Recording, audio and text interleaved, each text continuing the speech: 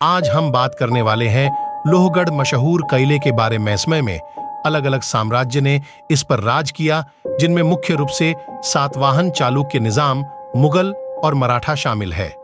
1648 में शिवाजी महाराज ने इसे अपने कब्जे में लिया था, लेकिन 1663 पुरंदर की संधि के चलते शिवाजी महाराज को यह किला मुगलों को सौंपना पड़ा।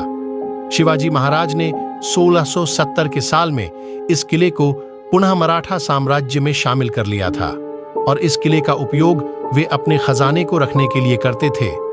इसके किले उपयोग मराठा साम्राज्य में सूरत से लूटे हुए माल को रखने के लिए नियुक्त किया गया था। बाद में पेशवा के समय में नाना फडणवीस ने कुछ समय तक इसका उपयोग रहने के लिए किया और किले के अंदर विशाल टैंक और सीढ़ियों का निर्माण करवाया। किले का पहला दरवाजा गणेश दरवाजा, इस दरवाजे के निर्माण पद्धति गोमुख पद्धति की है। इस बांधनी पद्धति में दरवाजा दोनों बुरुजों के अंदर छुपाया जाता है, जिससे कि इस पर तोपों का वार ना हो सके। किले का यह पहला दरवाजा बहुत ही सुंदर नक्शी से तराशा गया है। गणेश दरवाजे से अंदर आते ही आपको एक बड़ी खुली जगह देखने को मिलेगी, जहां पर किले का लश्कर हुआ करता था, और यहीं पर आपको एक शिलालेख देखने को मिलेगा।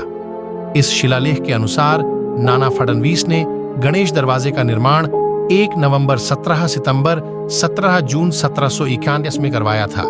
बाजू में ही एक प्रकाश खोली है। इस होली में प्रकाश आने के लिए एक बड़ी खिड़की दी हुई है। इस खिड़की से बाहर नजर रखने के लिए 3 सैनिकों के दिए हुई हैं। यहीं पर आगे हमें डिंडी गुल बुरुज देखने को मिलता है। डिंडी गुल बुरुज, यहाँ पर एक उद्वंत दारू गोला कोठार हुआ करता था, जो कि अभी पूरी तरह से खंडहर बना हुआ है। लोहागढ़ किले की यात्रा करना अपने आप में एक बहुत ही एक अद्भुत आनंद है। इसके पास ही विदापुर का किला है, जहां पर आप इसके साथ विसापुर का किला और लोनावाला की यात्रा कर सकते हैं। गणेश दरवाजा लोहागढ़ किले में 4 प्रवेश द्वार है, जो कि गणेश दरवाजा, नारायण दरवाजा, हनुमान दरवाजा और महादरवाजे के नाम से जाने जाते हैं। हर दरवाजे पर कुछ नक्काशीदार सुंदर मूर्तियां देखी जा सकती हैं।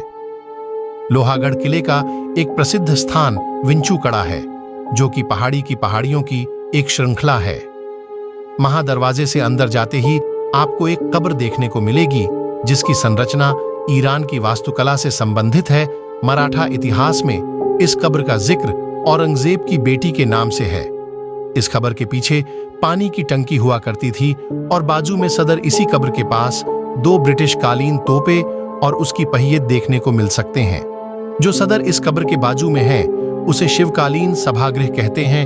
इस किले पर आपको लोहार खाने की इमारत, 4 चौकी, बड़ी सर और किल्लेदार का वाड़ा दिखेगा, लेकिन यह सब इमारतें काफी ढह गई हैं। ज्यादातर इमारतें खंडहर में तब्दील हो चुकी हैं।